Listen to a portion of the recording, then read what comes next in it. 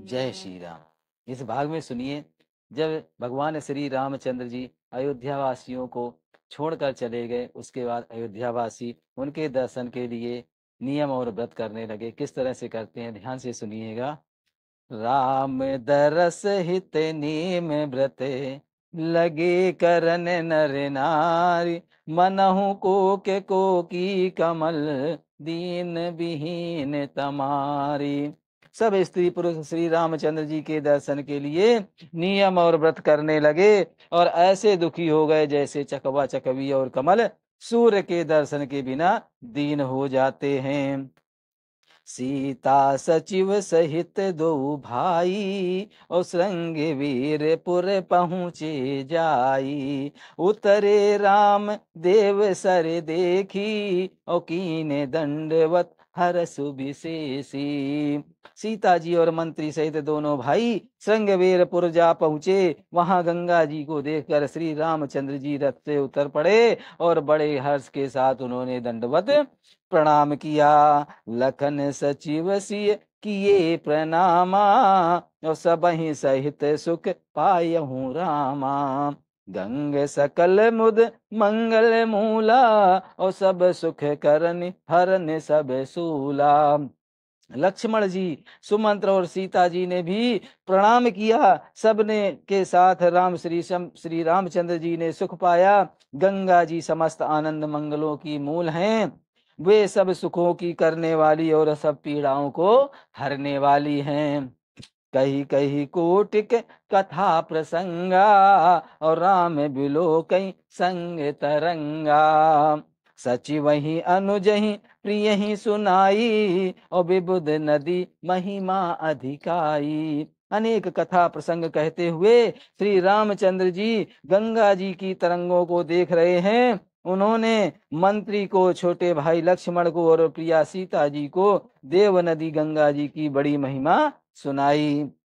मज्जनु कीन पंत भ्रम गयऊं, और सुच जलु पियत मुदित मन भयऊं। सुमिरत जाहि मिटई श्रम भारू, और तेहि समय यह लौकिक व्यवहारू। अर्थात इसके बाद सबने स्नान किया, जिससे मार्ग का सारा श्रम थकावट दूर हो गया और पवित्र जल पीते ही मन प्रसन्न हो गया। जिसके स्मरण मात्र से बार बार जन्मने और मरने का महान श्रम मिट जाता है, उसको श्रम होना यह केवल लौकिक व्यवहार नर लीला है। शुद्ध सच्चिदानंद कंद भान कुल केतु, चरित करत नर अनुहरत संसत सागर सेतु। शुद्ध प्रकृति जन्य त्रिगुणों से रहित मायातीत दिव्य मंगल विग्रह सच्चिदानंद कंद स्वरूप सूर्य कुल के ध्वजा रूप भगवान श्री रामचंद्र जी मनुष्यों के सदृश ऐसे चरित्र करते हैं जो संसार रूपी समुद्र में के पार उतरने के लिए पुल के समान हैं। यह सुध ग्रह निषाद जब पाई, और मुदित लिए प्रिय बंधु बुलाई। लिए फल मूल भेट भरी भारा, और मिलन चलो ही हरसु अपारा। अब देखिएगा, राजा निषाद मिलने के लिए जाते हैं। जब निषाद राजगुह ने यह खबर पाई, तब आनंदित होकर उन्होंने अपने प्रियजनों और भाई बंधुओं को बुला लिया और भेंट देने के लिए फल फूल कंद लेकर उन्हें भारी बगियों में भरकर मिलने के लिए चला। उनके हृदय में हर्ष का पार नहीं था। करि दंडवत भेंट धरी आगे, और प्रभहि बिलोकत अति अनुरागे। सजय स्नेह विवश रघुराई, और पूछे कुशल निकट बैठाई। देखिए, भगवान श्री रामचंद्र जी उनसे कुशलता पूछकर अपने पास बैठाते हैं। दंडवत करके भेंट कर सामने रखकर वह अत्यंत प्रेम से प्रभु को देखने लगे। श्री रघुनाथ जी ने स्वाभाविक स्नेह से बस होकर उन्हें अपने पास बैठा कर कुशलता पूछी। नाथ कुशल पद पंकज देखे, और भयऊ भाग भाजन जन लेखे। देव धरन धनु धाम तुम्हारा, और मैं जनु नीच सहित परिवारा। निषाद राज ने उत्तर दिया, हे नाथ, आपके चरण कमलों के दर्शन से ही कुशल हैं। आपके चरण बिंदों के दर्शन कर आज मैं भाग्यवान पुरुषों की गिनती में आ गया हूँ। हे देव, यह पृथ्वी, धन और घर सब आपका है, मैं तो परिवार सहित आपका नीच सेवक हूँ। कृपा करऊं पुर धरऊं पाओ, और थाप्यूं जन सब लोग सिहाओ। कहूं सत्य सब सखा सुजाना, और मोहि दीन पित आय सुहाना। अब कृपा करके पुर संगेरपुर में पधारिए और इस दास की प्रतिष्ठा बढ़ाइए, जिससे सब लोग मेरे भाग्य की बड़ाई करें। श्री रामचंद्र जी ने कहा, हे सुजान सखा, तुमने जो कुछ कहा सब सत्य है, परंतु पिताजी ने मुझको और ही आज्ञा दी है। बरस 4 10 बासु बने, मुनि व्रत बेसु आहारो, और ग्राम बासु नहीं उचित सुने, गुहई भयऊ दुख भारू। उनसे आज्ञा अनुसार मुझे 14 वर्ष तक मुनियों का व्रत और वेश धारण कर और मुनियों के योग्य आहार करते हुए वन में ही बसना है। गांव के भीतर निवास करना उचित नहीं है। यह सुनकर गुह को बड़ा दुख हुआ।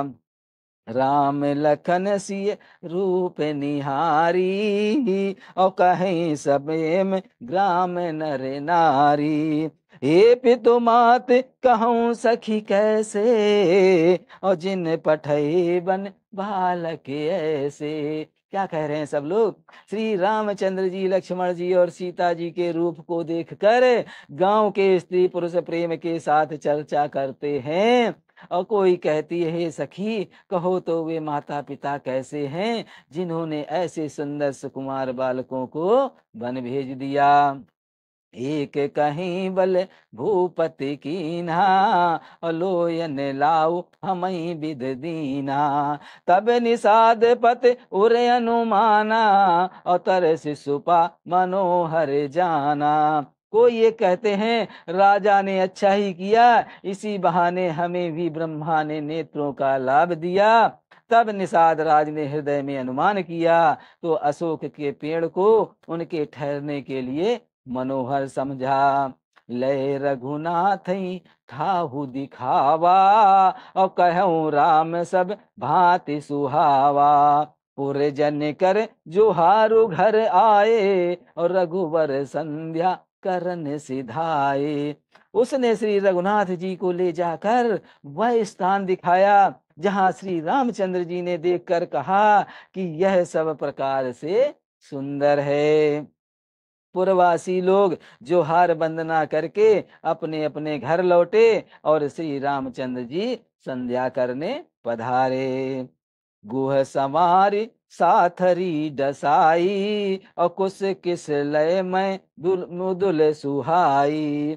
सुच फल मूल मधुर मृदु जानी, और दोना भरी भरी राखे से पानी। गुह ने इसी बीच कुश और कोमल पत्तों की कोमल और सुंदर साथरी सजाकर बिछा दी, और पवित्र मीठे और कोमल देख देख कर दोनों में भर भर कर फल फूल और पानी रख दिया, अथवा अपने हाथ से फल मूल दोनों से भर भर कर रख दिया। सिय सुमंत्र भ्राता सहित कंद मूल फल खाई, और शयन कीनु रघुवंश मणि पाए पलोटत भाई। सीता जी, सुमंत्र जी और भाई लक्ष्मण जी के सहित कंद मूल फल खाकर रघुकुल मणि श्री रामचंद्र जी लेट गए। भाई लक्ष्मण जी उनके पैर दबाने लगे। उठे लखन प्रभु सोवत जानी, और कही सच वही सोवन मृदुबानी। कछुक दूर सज वान सरासन, और जागन लगे बैठ वीरासन। फिर प्रभु श्री रामचंद्र जी को सोते जानकर लक्ष्मण जी उठे और कोमल वाणी से मंत्री सुमंत्र जी से सोने के लिए कहकर वहां से कुछ दूर पर धनुष बाण से सजकर वीरासन से बैठकर जागने यानी पहरा देने लगे। गुह बुलाई पाहरू प्रतीति, और ठाव ठाव राखे अति प्रीति। आप लखन पही बैठऊ जाई, और कठ भाती सर चाप चढ़ाई। गुह ने विश्वास पात्र पहरेदारों को बुलाकर अत्यंत प्रेम से जगह जगह नियुक्त कर दिया, और आप कमर में तरकस बांधकर तथा धनुष बाण चढ़ाकर लक्ष्मण जी के पास जा बैठा। सोवत प्रभु निहार निषादो, और भयऊ प्रेम बस हृदय विषादो। तनु पुलकित जल लोचन भाई, और बचन समेब लखन सन कहाई। अब क्या कह रहे हैं? प्रभु को जमीन पर सोते देख कर प्रेम बस निषाद राज के हृदय में विषाद हो गया। उनका शरीर पुलकित हो गया और नेत्र से प्रेमाश्रुओं की जल बहने लगा। वह प्रेम सहित लक्ष्मण जी से वचन कहने लगे। अब गुरु जी क्या कह रहे हैं? भूपति भवन सुभाय सुहाना, असुरपति सदनु न पट तर पावा। मणिवय रचित चारु चौबारे, और जनुरति पत निज हाथ संवारे। महाराज दशरथ जी का महल तो स्वभाव से ही सुंदर है, इंद्र भवन भी जिसकी समानता नहीं पा सकता। उसमें सुंदर मणियों से रचे चौबारे, छत के ऊपर बंगले ऐसे हैं जिन्हें मानो रति के पति कामदेव ने अपने ही हाथों से सजाकर बनाया हो। सोचे सुविचित्र सुभोगमय, सुमन सुगंध सुबास। पलंग मंजुमन दीप जय, सब विध सकल सुपास। जो पवित्र, बड़े ही विलक्षण सुंदर भोग पदार्थों से पूर्ण और फूलों की सुगंध से सुवासित हैं, जहाँ सुंदर पलंग और मणियों के दीपक हैं, तथा सब प्रकार का पूरा आराम है। विविध बसन उपधान तुराई, और क्षीर फेन मृद विशद सुहाई। तय सिय राम सयन जिम करही, और निज छबिरति मनोज मृद हरही। जहाँ ओढ़ने और बिछाने के अनेकों वस्त्र, तकिए और गद्दे हैं, जो दूध के फेन के समान कोमल, निर्मल, उज्जवल और सुंदर हैं, वहां उन चौबारों में श्री सीता जी और श्री रामचंद्र जी रात को सोया करते थे, और अपनी शोभा से रति और कामदेव के गर्भ को हरण करते थे। सिय राम साथरी सोए, और समत बसन बिन जाहि न जोए। मातु पिता परिजनपुरवासी, और सखा सुशील दासुअर दासी। वहीं श्री सीता और श्री राम जी आज घास फूस की सारथी पर थके हुए बिना वस्त्र के ही सोए हैं। ऐसी दशा हुए देखे नहीं जाते। माता पिता, कुटुंबी, पुरवासी, प्रजा मित्र, अच्छे सील स्वभाव के दास और दासियां, जोग वहीं जिनहि प्राण की नाई, और मही सेवत तहि राम गुसाई। पिता जनक जग विदित प्रभाव, और ससुर सुरेश सखा रघुराव। सब जिनकी अपने प्राणों की तरह संभार कर रखते हैं, वही प्रभु श्री रामचंद्र जी आज पृथ्वी पर सो रहे हैं। जिनके पिता जनक जी हैं, जिनका प्रभाव जगत में प्रसिद्ध है, जिनके ससुर इंद्र के मित्र रघुनाथ दशरथ जी हैं। रामचंद्रपति सोबय देही, और सोवत मही विद बाम न केही। सिय रघुवीर की कानन जोगो, और करम प्रधान सत्य कही लोगो। और पति श्री रामचंद्र जी हैं, वहीं जानकी जी आज जमीन पर सो रही हैं। विधाता किसको प्रतिकूल नहीं होता। सीता जी और श्री रामचंद्र जी क्या बन के योग्य हैं। लोग सच कहते हैं कि कर्म भाग्य ही प्रधान है। कैकेयी नंदन मंद मति कठिन, कुटिल पनुकीन। और जेहि रघुनंदन जानकी, सुख अवसर दुख दीन। क्या कह रहे हैं? कैकेयी राज की लड़की, नीच बुद्धि कैकेयी ने बड़ी ही कुटिलता की है, जिसने रघुनंदन श्री रामचंद्र जी और जानकी जी को सुख के समय दुख दे दिया है। भई दिन कर कुल की बिटप कुठारी, और कुमत कीन सब विश्व दुखारी। भयों विषाद निषाद ही भारी, और राम सिय मई शयन निहारी। वह सूर्य कुल रूपी वृक्ष के लिए कुल्हाड़ी हो गई हैं, उस कुबुद्ध ने संपूर्ण विश्व को दुखी कर दिया है। श्री राम सीता को जमीन पर सोते हुए देखकर निषाद को बड़ा दुख हुआ।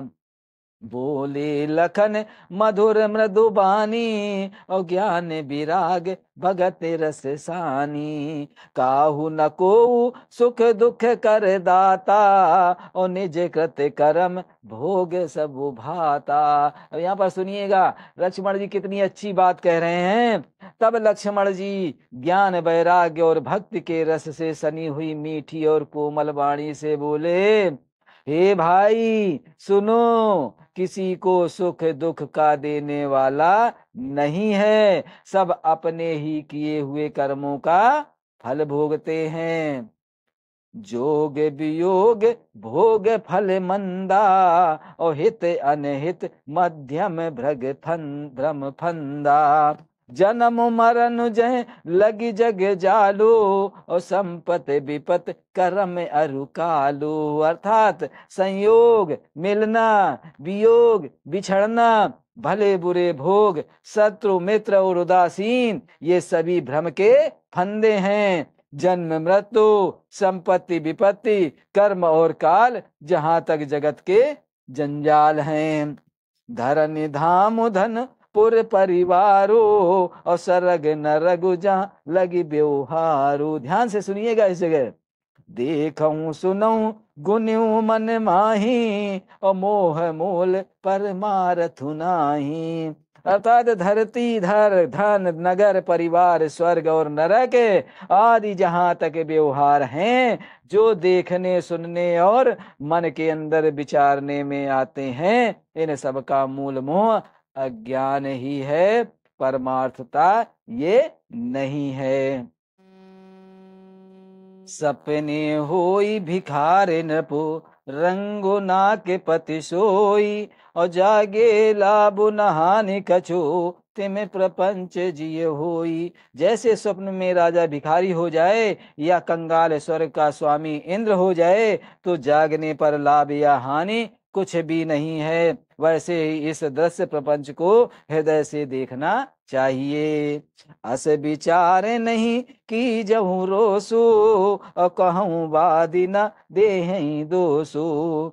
मोह निशा सब सोव निहारा, और देखूं सपन अनेक प्रकारा। ऐसा विचार कर क्रोध नहीं करना चाहिए, और ना किसी को व्यर्थ दोषी देना चाहिए। सब लोभ मोह रूपी रात्रि में सोने वाले हैं, और सोते हुए उन्हें अनेक प्रकार के स्वप्न दिखाई देते हैं। जेहि जग जमिन जागहि जोगी, और पारमारथी प्रपंच वियोगी। जान्यू तबहि जीव जग जागा, और जस जय विषय विलास विरागा। इस जगत रूपी रात्रि में योगी लोग जानते हैं, जो परमार्थी हैं और प्रपंच माइक जगत के छूटे हुए हैं। जगत में जीवन को जगा हुआ तभी जानना चाहिए, जब संपूर्ण भोग विलासों से वैराग्य हो जाए। हो ही विवेक मोह भ्रम जागा, और तब रघुनाथ चरण अनुरागा। सखा परम परमारथु हो, और मन क्रम बचन राम पद ने हो। विवेक होने पर मोह रूपी भ्रम भाग जाता है। तब अज्ञान का नाश होने पर श्री रघुनाथ जी के चरणों से प्रेम होता है। हे सखा, मन वचन और कर्म श्री राम जी के चरणों में प्रेम होना चाहिए। वही सर्वश्रेष्ठ परमार्थ पुरुषार्थ है। राम ब्रह्म परमारथ रूपा, अवगणित अर्थ अनादि अनूपा। सकल विकार रहित मद भेदा, और कही नित नेत निरूपही वेदा। श्री रामचंद्र जी परमार्थ स्वरूप परम वस्तु परम ब्रह्म है। वे अवगिनत जानने में आने वाले, अलख स्थूल दृष्टि से देखने में न आने वाले, अनादि आदि रहित, अनुपम उपमा रहित, सब विकारों से रहित और भेद शून्य हैं। वेद जिनका नित्य नेत नेति कहकर निरूपण करते हैं। भगत भूम भूसर सुर भी सुरहित लागी कृपाल, और करत चरित धर मनुज तनु, सुनत मिटहि जग जाल। वही कृपालु श्री रामचंद्र जी भक्त भूमि ब्राह्मण गौर देवताओं के हित के लिए मनुष्य शरीर धारण करके लीलाएं करते हैं, जिसके सुनने से जगत के जंजाल मिट जाते हैं। सखा समुझ अस परिहर मोहु, और सिय रघुवीर चरण रत हो। कहते राम गुण भाभुन सारा, और जागे जग मंगल सुखदारा। हे सखा, ऐसा समझ मोह को त्याग कर श्री सीता राम जी के चरणों से प्रेम करो। इस प्रकार श्री रामचंद्र जी के गुण कहते कहते सवेरा हो गया। तब जगत का मंगल करने वाले और उसे सुख देने वाले श्री रामचंद्र जी जागे। सकल सोच करी राम नहावा, और सुच सुजान बट क्षीर मंगावा। अनुज सहित सिर जटा बनाए, और देखे सुमंत्र नयन जल छाए। सोच के सब कार्य करके नित्य पवित्र और सुजान श्री रामचंद्र जी ने स्नान किया, फिर बड़का दूध मंगाया और बूढ़े छोटे भाई लक्ष्मण सहित उस दूध से सिर पर जटाएं बनाई। यह देखकर सुमंत्र जी के नेत्रों में जल छा गया। हृदय दाहु अति बदन मलीना, और कह करे जोरी बचन अति दीना। नाथ कहूँ अस कौशल नाथा, और लय रथ जाहूं राम के साथा। उनका हृदय अत्यंत जलने लगा, मुंह मलिन उदास हो गया। वे हाथ जोकर अत्यंत दीन वचन बोले, हे नाथ, मुझे कौशलनाथ दशरथ जी ने ऐसी आज्ञा दी थी कि तुम रथ लेकर श्री रामचंद्र जी के साथ जाओ। बनु देखई सुर सर अनवाई, और आने फिर बेग दो भाई। लखन राम सिय आने फेरी, और संशय सकल सकोच निवेरी। वन दिखाकर गंगा स्नान कराकर दोनों भाइयों को तुरंत लौटा लाना। वह सब संशय और संकोच को दूर करके लक्ष्मण राम सीता को फिरा लाना। नप अस कहूं गुसाई जसे, कहीं करो बल सोई। और कर बिनती पायन परऊं, दीन बाल जम रोई। महाराज ने ऐसा कहा था, अब प्रभु जैसा कहें वही करूं, मैं आपका बलिहारी हूं। इस प्रकार विनती करके वे श्री रामचंद्र जी के चरणों में गिर पड़े और उन्होंने बालक की तरह रो दिया। तात कृपा कर की जई सोई, और जाते अवध अनाथ न होई। मंत्री है राम उठाई प्रबोधा, और तात धर्म मत तुम सब सोधा। और कहा, हे तात, कृपा करके वही कीजिए जिससे अयोध्या अनाथ न हो। श्री राम जी ने मंत्री को उठाकर धैर्य बंधाते हुए समझाया कि हे तात, आपने तो धर्म के सभी सिद्धांतों को छान डाला है। शिवी दधीच हरिश्चंद नरेशा। अब यहाँ पर ध्यान से सुनिएगा। शिवी दधीच हरिश्चंद नरेशा, और सही धर्म हित कोटि कलेसा। भगवान श्री राम सुमंत्र जी को क्या बता रहे हैं? किसी भी दधीच हरिश्चंद्र नरेश ने कितने ही कष्ट सहे हैं। सुनिएगा, से भी दधीच हरिश्चंद्र नरेसा, और सहे धर्म हित कोटि कलेसा। रति देव बल भूप सुजाना, और धर्म धरे सही संकट नाना। शिवी दधीच और राजा हरिश्चंद्र ने धर्म के लिए करोड़ों अनेकों कष्ट सहे थे। बुद्धिमान राजा रंति देव और बलि बहुत से संकट सहकर भी धर्म को पकड़े रहे, उन्होंने धर्म का परित्याग नहीं किया। धर्म न दूसर सत्य समाना, और आगम निगम पुराने बखाना। मैं सोई धर्म सुलभ करी पावा, और तजे तिहूं पुर अपजसु छावा। वेद शास्त्र और पुराणों में कहा गया है कि सत्य के समान दूसरा धर्म नहीं है। क्या? कि सत्य के समान कोई दूसरा धर्म नहीं है। मैंने उस धर्म को सहज ही पा लिया है। इस सत्य रूपी धर्म का त्याग करने से तीनों लोकों में अपयश छा जाएगा। सभा संभावित कहू अपजस लाहू, और मरन कोटि सम धारन दाहू। तुम सनतात बहुत का कहूँ, और दिए उतर फिर पातक लहूँ। प्रतिष्ठित पुरुष के लिए अपयश की प्राप्ति करोड़ों मृत्यु के समान है, भीषण संताप देने वाली है। हे तात, मैं आपसे अधिक क्या कहूँ। हे तात, मैं आपसे अधिक क्या कहूँ, लौट कर उत्तर देने में भी पाप का भागी होता हूँ।